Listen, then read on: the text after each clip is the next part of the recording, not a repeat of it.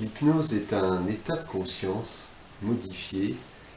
Je préfère un état de conscience élargi avec lequel on va se permettre, s'autoriser d'aller chercher des ressources qui souvent sont cachées.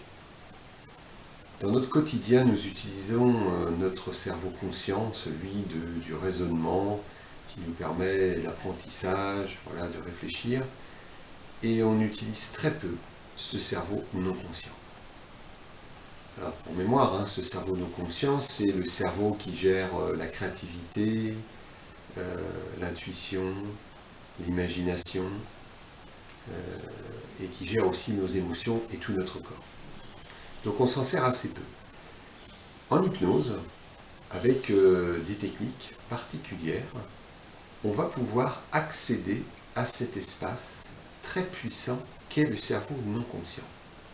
Je dis très puissant car avec et grâce aux neurosciences, on sait maintenant que le cerveau conscient gère à peu près 2000 informations par seconde et que le cerveau non conscient en gère 4 milliards.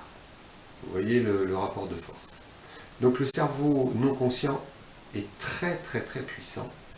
Et quand on va activer des leviers dans cet endroit-là, eh bien, ça va se répercuter dans notre vie, dans notre fonctionnement le plus intime, et avoir des conséquences sur notre vie. L'hypnose, c'est ça. L'hypnose, c'est accéder à ce cerveau non conscient, donc grâce à certaines techniques, et on va aller très souvent mobiliser l'imaginaire de la personne. Car par des phénomènes que l'on n'explique pas très très bien pour le moment, eh bien en allant solliciter l'imaginaire, alors ça veut dire quoi? Raconter des histoires de petits garçons, de petites filles, et qu'il arrive des choses, plein de choses, eh bien le cerveau non conscient va transformer ça, le transmuter pour transformer son interprétation des sujets de la vie réelle.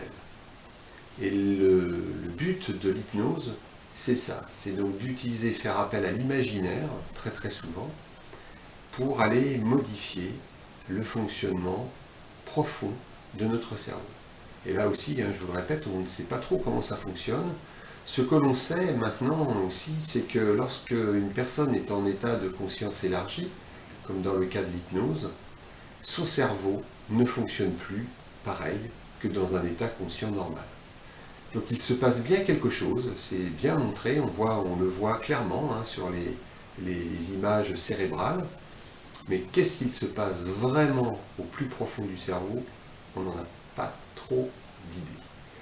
Donc c'est par la force de l'observation, c'est la science de l'observation, de voir quelles sont les formulations, les façons de procéder qui impactent le plus, qui ont permis au fil du temps, et en particulier grâce à l'expérience de Milton Erickson, eh bien, grâce à ces techniques qui maintenant sont codées, eh bien, on peut obtenir des résultats très puissants dans de nombreux domaines.